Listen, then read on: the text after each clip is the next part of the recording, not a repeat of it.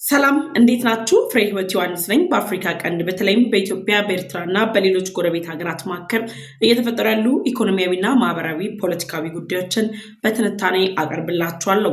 በተለይም ደግሞ በኢትዮጵያ የቀይ ባህርና የአባይ ውሃ ጉዳይ ላይ የተመለከቱ ዘገባዎችን እያሰናዳው ከተለያዩ የፖለቲካ እይታዎች አንጻርም እያቀረብኩላችሁ እገኛለሁ። በዛሬ ቆይታችን በሁለት አንኳር ጉዳዮች ላይ አብረን ቆይታ የምናደርግም ይሆናል። የመጀመሪያው ቀዳሚ አጀንዳችን የሚሆነው የኤርትራ መንግስት በኢትዮጵያ ላይ በሶስት አቅጣጫዎች ያነጣጠረ ክስ መስርቷል። የኤርትራ መንግስት በይፋ የኢትዮጵያን ስም ባልጠራበት የተባበሩት መንግስታት ድርጅት መድረክ ላይ የሰጠው አስተያየት ታዲያ የብዙዎችን ፖለቲከኞችን አስተያየት ወይም ደግሞ የብዙ ፖለቲከኞችን ትኩረት የሳበ ጉዳይ ሆኗል።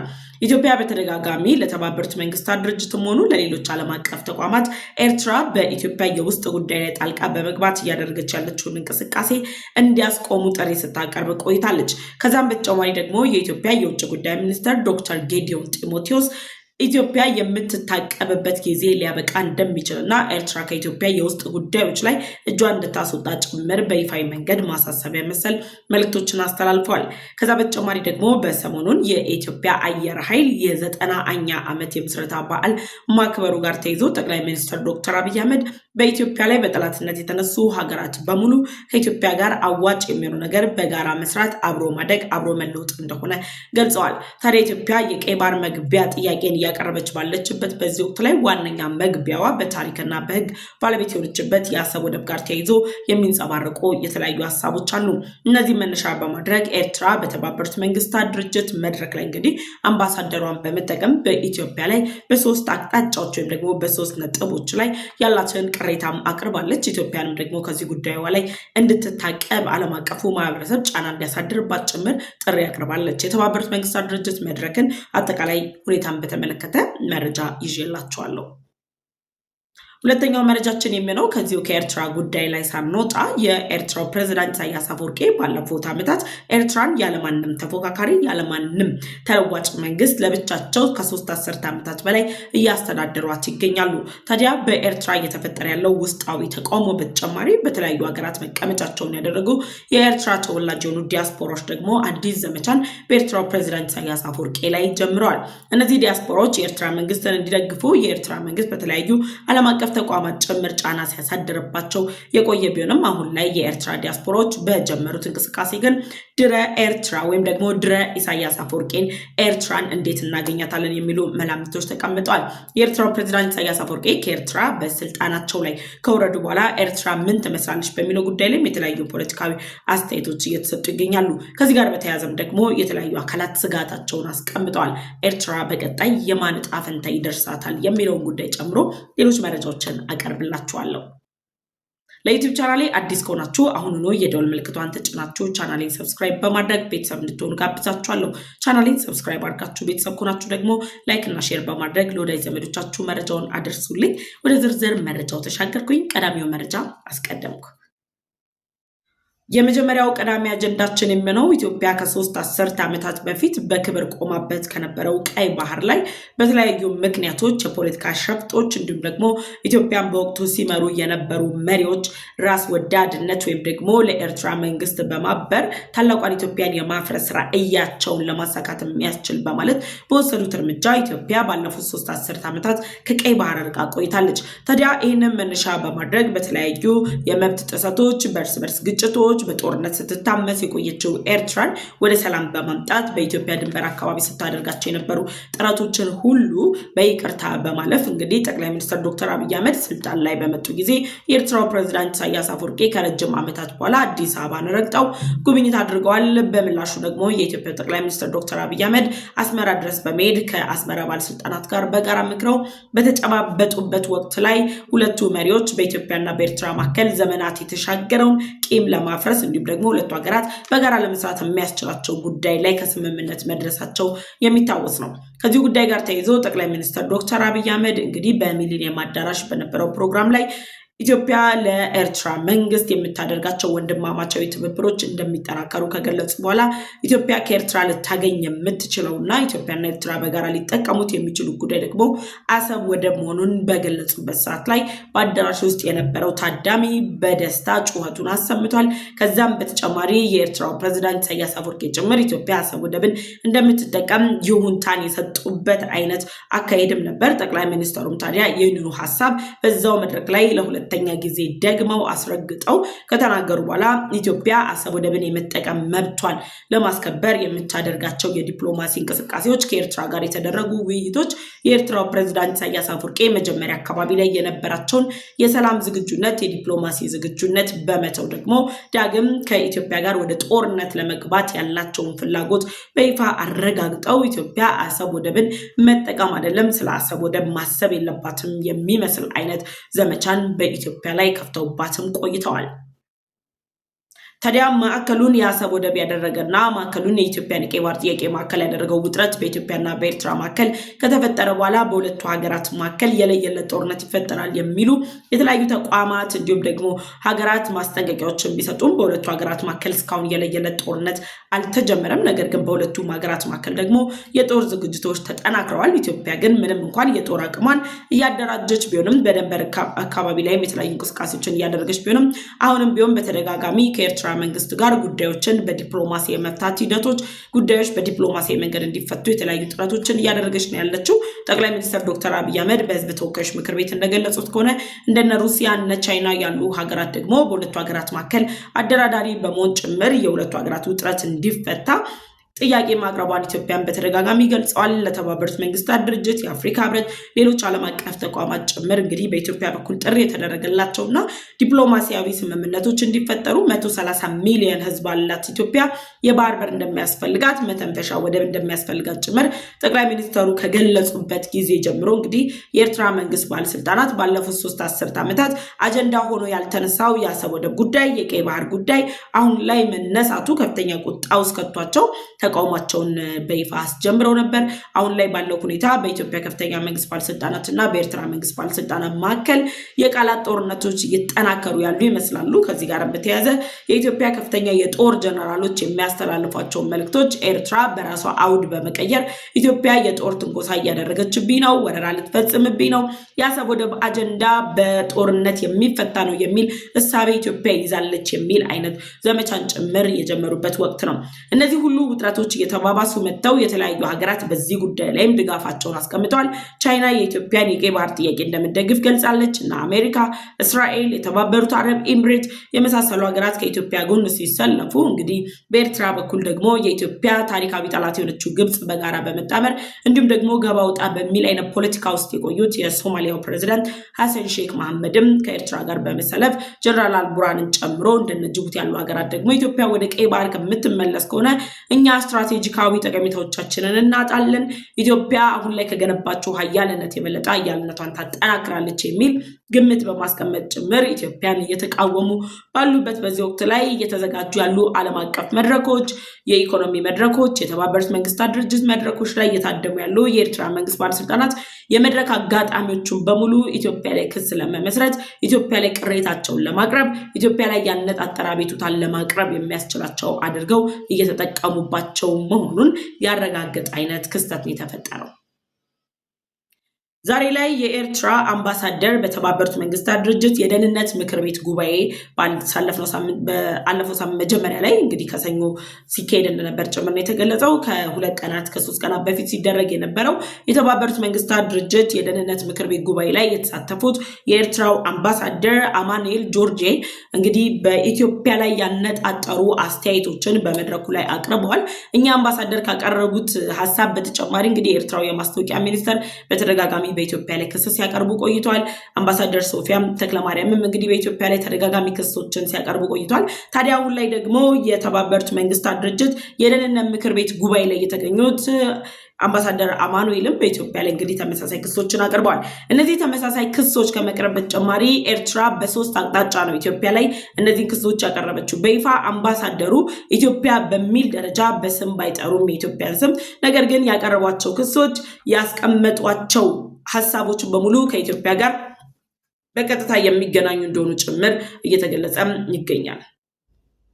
አምባሳደር አማኑኤል እንግዲህ በደህንነቱ ምክር ቤት ጉባኤ ላይ የመጀመሪያ ሐሳብ በማለት በኢትዮጵያ ላይ የሰነዘሩት የግዛት አንድነትን ማክበር የሚል ሐሳብ ሰንዝረዋል። የግዛት አንድነትን ማክበር ከሚለው ሐሳብ ጋር በተደጋጋሚ የሚነሳው ኢትዮጵያ በታሪክ እና በሕግ ባለቤት የሆነችበት በጂኦግራፊ ጭምር የ60 ኪሎ ሜትር ከድንበር ርቀት ያለው የአሰብ ወደብ ባለቤት እንደሆነች እየተነገረ ባለበት በዚህ ወቅት ላይ ኢትዮጵያ እያደረገች ያለችው እንቅስቃሴ የኤርትራን የግዛት አንድነት የሚበጠብጥ ይህ ማለት ደግሞ የአሰብ ወደብ ባለቤት የሆኑት የአፋር ህዝቦችን ከኤርትራ እንዲገነጠሉ የባለቤትነት ስሜታቸው ብቻ ሳይሆን በጫና ውስጥ ባሉበት በዚህ ወቅት ላይ በመገንጠል ጭምር የኤርትራን የግዛት አንድነት የመበጥበጥ እቅድ እንዳላቸው እየገለጹ ይገኛሉ።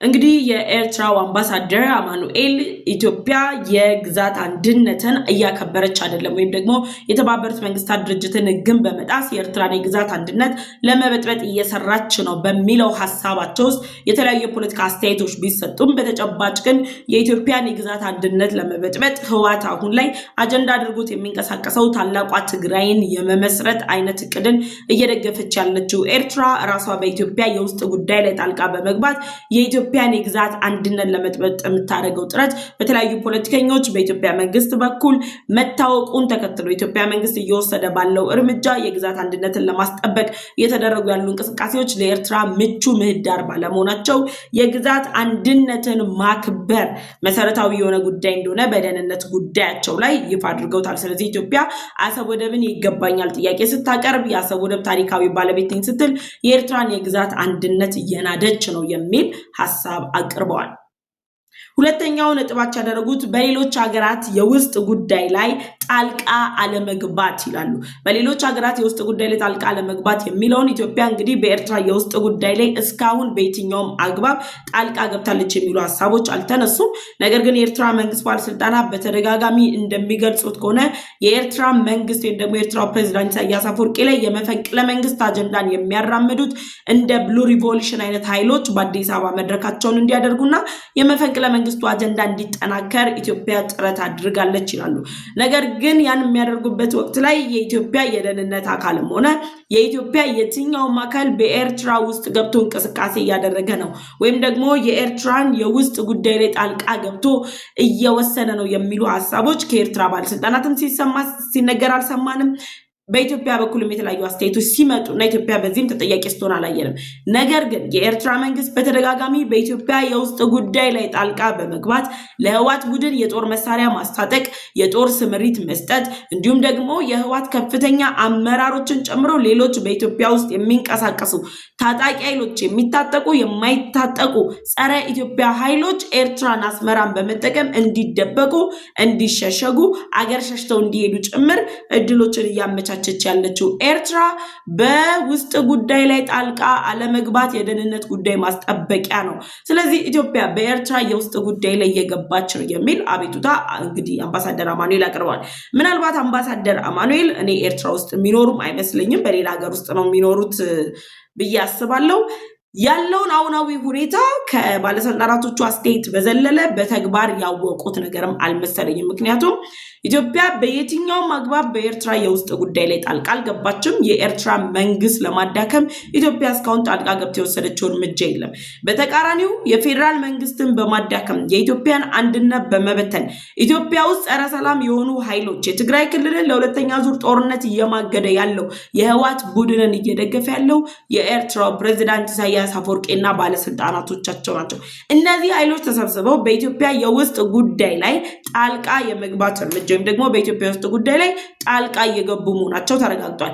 ለዚህም ነው የኢትዮጵያ የውጭ ጉዳይ ሚኒስትር ዶክተር ጌዲዮን ጢሞቴዎስ በይፋ በኢትዮጵያ የውስጥ ጉዳይ ላይ የተንቀሳቀሱ ያሉ የትኛውም ኃይሎች ኤርትራን የምንበል በኤርትራ በኩል የውክልና ግጭት የምትፈልገው ግብጽ የምንበል ሌላኛው ሀገር ሱዳን የምንበል ሁሉም ኃይሎች ላይ ኢትዮጵያ የምትታቀብበት ጊዜ ያበቃል። ይህ ማለት ኢትዮጵያ በይፋ የሀገር አንድነቷን የግዛት አንድነቷን ለማፍረስ የሚንቀሳቀሱ የውስጥ ኃይሎችንም ሆነ የውስጥ ኃይሎችን የሚጋልቡ ፋይናንሻል ሰፖርት የሚያደርጉ ፖለቲካል ሰፖርት የሚያደርጉ የጦር አቅጣጫን የሚሰጡ አካላት ላይ እርምጃ ትወስዳለች የሚል ሀሳብ የሰጡት። ስለዚህ በተባበሩት መንግስታት ድርጅት የደህንነት ምክር ቤት ጉባኤ ላይ የተሳተፉት አምባሳደር አማኑኤል አንድን ሀገር ደህንነቱን ለማስጠበቅ በሌሎች ሀገራት የውስጥ ጉዳይ ላይ ጣልቃ ለመግባት መፍትሄ ነው ካሉ ሀገራቸው ኤርትራ አሁን ላይ በኢትዮጵያ የውስጥ ጉዳይ ላይ እያደረገች ያለችው እንቅስቃሴ ዓለም አቀፋዊ ተጠያቂነትን የሚያመጣ ጭምር መሆኑን አስምረው ሊያዩት አስምረው ሊገነዘቡት የሚገባ ጉዳይ ነው። ሶስተኛ ነጥብ ብለው ያነሱት የኃይል መከላከል አጠቃቀም። የኃይል አጠቃቀም የሚሉት በተደጋጋሚ የኤርትራው ፕሬዝዳንት ኢሳያስ አፈወርቂ በሀገራቸው ብሔራዊ ቴሌቪዥን ጣቢያ ላይ ባደረጉት ቃለ መጠይቅ የሚሆን ግብጽ ድረስ በመሄድ ከግብፁ ፕሬዝዳንት አብዱል ፈታህ አልሲሲ ጋር ባደረጉት ቆይታ ኢትዮጵያ እያደረገች ያለችው የጦር ዝግጅት የኢትዮጵያ የጦር ኃይል ራሱን እያዘመነ ያለበት እየታጠቀ ያላቸው የጦር መሳሪያዎች ሁሉ ከኤርትራ ጋር ወደ ጦርነት ለመግባት ነው። የኃይል አጠቃቀሟ ወደ ጦርነት የሚያስገባ ነው። የኃይል አጠቃቀምን መከልከል ያስፈልጋል። ይሄ ማለት እነሱ የሚያደርጉት የጦር ዝግጅት በተናጠልም ሆነ በመጣመር እያደረጉት ያለው የጦር ዝግጅት ትክክለኛና አግባብነት ያለው ነው። በተቃራኒ ኢትዮጵያ እያደረገች ያለችው የጦር ዝግጅት ኢትዮጵያ እየታጠቀች ያለችው የጦር መሳሪያ ግን የኃይል አጠቃቀሟን በማሳደግ ጫና በመፍጠር ኤርትራ የምትባል ሀገር ላይ የግዛት አንድነቷን ለማጥፋት በኤርትራ ውስጥ ጉዳይ ላይ ጣልቃ ገብታ ኤርትራን የማፍረስ እርምጃ ነው እየተራመደች ያለችው። እንግዲህ አምባሳደር አማኑኤል በይፋ ኢትዮጵያ የሚል ቃል ከአንደበታቸው አልወጣም። ነገር ግን በተባበሩት መንግስታት ድርጅት ጉባኤ ላይ እነዚህን ሁሉ አጀንዳዎች ያነሱት ኢትዮጵያ ወደ ቀይ ባህር ለመመለስ ከአሰብ ወደብ ጋር ተያይዞ እያደረገች ያለችውን እንቅስቃሴ መነሻ ያደረገ ሀሳብ መሆኑን ፖለቲከኞች አይደለም የፖለቲካ መረጃ ደርሶት የሚያቅሰው አይደለም ከምንም የራቀ ትንሽ እንኳን ለማስተዋል እድሜው የደረሰ ሰው በኢትዮጵያና በኤርትራ መካከል ያለውን ውጥረት የግብፅን ጣልቃ ገብነት የሚረዳ የትኛውም አካል በቀላሉ ሊያቀው ሊገነዘበውና ሊረዳው የሚችለው ጉዳይ እንደሆነ ጭምር ነው የተገለጸው። ከዛ በተጨማሪ አምባሳደር አማኑኤል የኢትዮጵያን የቀይ ባህር እንቅስቃሴ ኢትዮጵያ በአሰብ ወደብ ላይ ያቀረበች ያለችው የባለቤትነት ጥያቄ ውድቅ እንዲሆን ወይ ደግሞ እንዲዳከም እያደረጉት ባለው ጥረት ላይ ዓለም አቀፉ ማህበረሰብ ለኢትዮጵያ የሰጠውን ጆሮውን የሰጠውን ተቀባይነት ኢትዮጵያ እያገኘች ያለችውን የዲፕሎማሲ ጫና እየፈጠረች ያለችውን የዲፕሎማሲ ጫና እያገኘች ያለችውን ዓለም አቀፋዊ ተሰሚነት ለማሳነስ ምን አሉ? የተወሰኑ ኃይሎች ግትርነት አንድዮሽ የበላይነትን የመጫን ፖሊሲን ይከተላሉ። ኢትዮጵያ በነገራችን ላይ በቀይ ባህር ላይ የያዘችው አቋም ግትርነት ሳይሆን የ130 ሚሊዮን ህዝብ የህልውና ጉዳይ ነው። እሳቸው ግን ምን አሉ አምባሳደሩ? ግትርነት የአንድን አካል የበላይነት ፖሊሲን የመጫን ፖሊሲን ነው። ስለዚህ ይሄ ደግሞ ዓለም ይላል አሁን ባለው ስርዓት ፖለቲካዊ ስርዓት ላይ ዓለም አቀፉ ማህበረሰብ የኢትዮጵያን የዲፕሎማሲ ጥረት ግትርነት ነው ወይም ደግሞ አምባገነናዊ አካሄድ ነው፣ የሰዎችን ግዛት የመውረስ ሐሳብ ነው፣ የወረራ ሐሳብ ነው ያሉ በተደጋጋሚ በማስታወቂያ ሚኒስቴር በኩል በፕሬዝዳንታቸው በኩል የሚገልጹትን ሐሳብ እንዲያራምዱላቸው ነው የተፈለገው። ስለዚህ የኢትዮጵያን የዲፕሎማሲ ጥረት የሚለውን ሐሳብ ለመሸፈን የተደረገ ጥረት መሆኑን በማወቅ ዓለም አቀፉ ማህበረሰብ በትብብር ኢትዮጵያ ላይ የዲፕሎማሲ ጫና እንዲያሳርፍባት እንግዲህ አምባሳደሩ ጥያቄያቸውን አቅርበዋል። ከዚሁ ጋር በተያያዘም ያለአግባብ የተነጠቅናቸው ኢትዮጵያ ያለአግባብ የተነጠቀችው የአሰብ ወደብ ላይ በአግባብ እንደተነጠቀችና የኤርትራ ህጋዊ ታሪካዊ ሀብት እንደሆነ ጭምር እንዲነገርላቸው ፈልጓል። ምን አሉ? የዓለም ስርዓት የራሱን የማረም የፖለቲካ ፍላጎት ምን ብሏል? አጥቷል፣ ራስን የማረም። ስለዚህ ኢትዮጵያ ባለቤት ነኝ ብላ በህገወጥ መንገድ አሰብ ወደብ ልትወስድ ስለሆነ የዓለሙ ስርዓት ኢትዮጵያን ሊያርማት በኢትዮጵያ ላይ ያደረገች ያለችውን እንቅስቃሴ ትክክል አይደለም ብሎ ግፊት እንዲያደርግባት ያስፈልጋል የሚል ሐሳብ ነው አምባሳደር አማኑኤል እንግዲህ በተባበሩት መንግስታት ድርጅት የደህንነት ምክር ቤት ጉባኤ ላይ ያቀረቡት። ስለዚህ በዚህ ውጥረት ውስጥ ያለችው ኤርትራ በተባበሩት መንግስታት ድርጅት መድረክ፣ በዓለም ኢኮኖሚ ፎረም ባገኘችው መድረክ ሁሉ የኢትዮጵያን ስም ማጠልሸት መደበኛ ስራው አድርገዋለች። ባለስልጣናቶቿ የራሳቸውን ስራ በኢትዮጵያ ላይ የማላከክ አይነት እንቅስቃሴያቸውን ጀምረዋል። ይሄ የተባባሰ ሄዶ ኤርትራውን ላይ የተከተለች ያለችው አካሄድ አዋጭ ነው ወይ የሚለውን ደግሞ ቆም ብለን ስናየው አዋጭ አይደለም። ኤርትራ እየተከተለች ያለችው አካሄድ ራሷን ዋጋ የሚያስከፍላት ነው። ምክንያቱም ኢትዮጵያ ሕግን፣ ታሪክን፣ ጂኦግራፊን ማስረጃ አድርጋ እያደረገች ባለችው እንቅስቃሴ ላይ ኤርትራ ተሸናፊ ናት። ይሄ ነው የዚህ ሁሉ ነጥብ ማሰሪያ። ስለዚህ ዓለም አቀፍ መድረኮች ላይ ከሜዳችሁ ከመጮቻችሁ በፊት ኑ አብረን እንስራ እያለች ዛሬም ጥሪ እያቀረበች ያለችውን ኢትዮጵያን ጥሪዋን መቀበል ያስፈልጋል። በዚህ ጉዳይ ላይ ሀሳብ አስተያየታችሁን ኮሜንት ሴክሽን ላይ አስቀምጡልኝ። ወደ ሁለተኛው መረጃ ተሻገርኩ። ሁለተኛው መረጃችን እንግዲህ በሰሞኑን በሶሻል ሚዲያው ላይ በዩቲዩብ ላይ በአጠቃላይ ባለው አመች የሶሻል ሚዲያዎች ላይ በሙሉ እንደታዘብነው የኤርትራ ዲያስፖራዎች የኤርትራው ፕሬዝዳንት ኢሳያስ አፈወርቂ እስከዛሬ ድረስ በአገሪቱ ተሰርቷል እያለ ሲያወራላቸው የነበሩ የልማት ስራዎች የኤርትራ ሕዝብ ተጠቃሚ ሆኗል እየተባሉ ሲሰሩ የነበሩ ዶክመንተሪዎች የኤርትራ አቅም አድጓል እየተባሉ ሲነገራቸው የነበሩ ሁነቶች በሙሉ ውሸት እንደሆኑ አሁን ላይ ተረድተዋል።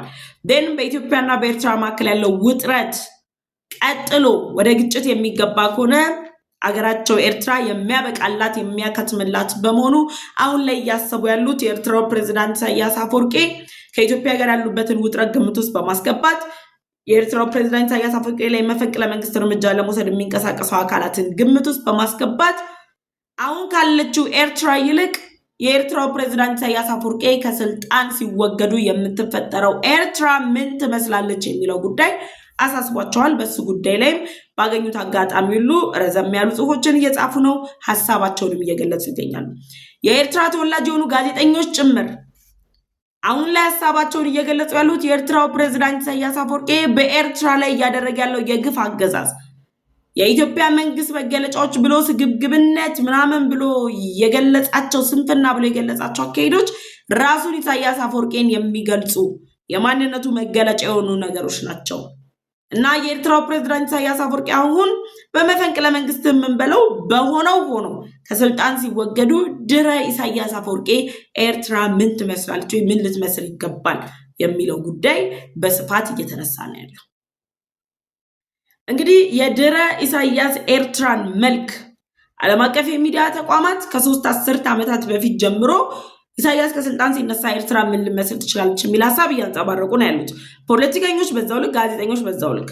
አምባሳደር ቲቦር ናጂ እንግዲህ በፈረንጆቹ አዲስ ዓመት መግቢያ ላይ የተመኙት የመልካም ምኞት መግለጫ ለኤርትራው ፕሬዝዳንት ኢሳያስ አፈወርቂ ቀይ መብራትን ያበራ ነው።